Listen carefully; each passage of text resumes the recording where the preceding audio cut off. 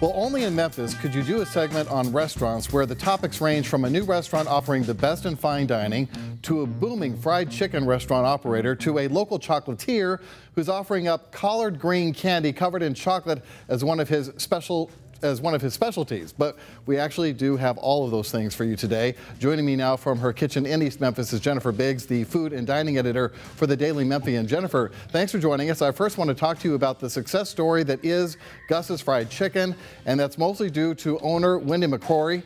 You had a fascinating story this week on how she has built this chain pretty much from the ground up.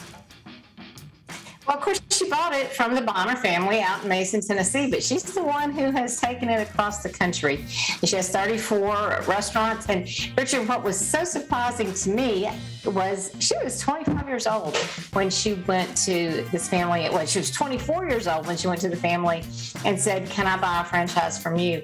And they didn't know her. They said, "Work for us." So she worked 2 jobs, including one at Gus's, for a year, and then finally was able to buy the franchise, and it just sort of took off from there.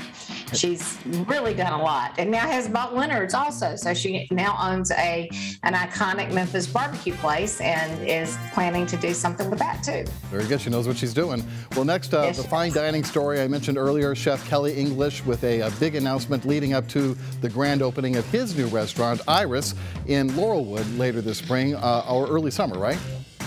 Yeah, well, late spring, early summer, who knows? I mean, we still have supply chain issues soon. It's going to happen soon, and it is really going to be impressive. The inside of it is going to be like, a big New Orleans restaurant, jazz brunch, oyster bar, private areas, big dining room, all of it in there together. A lot of grab and go. But what's really exciting is that the chef who will be running it is Russell Casey, who most recently was with Bounty. He was there for 6 years, and Russell just does a great job. And I think he and Kelly together are going to be really a fabulous team. Yeah, I cannot wait for that. And my favorite story of yours this week, Philip Ashley Chocolates, pushing the envelope, I should say, yet again this time with soul food chocolates, and you were impressed. Well, I was, and he does push the envelope, and that's what he said. I always want to be different, but just because you have an idea doesn't mean you just don't want to do it just to be out there. You want it to taste good too. So he just thinks it over, and then he figures out a way to make collard greens taste good, and chicken. I mean, in chocolate or fried chicken is another one that he has.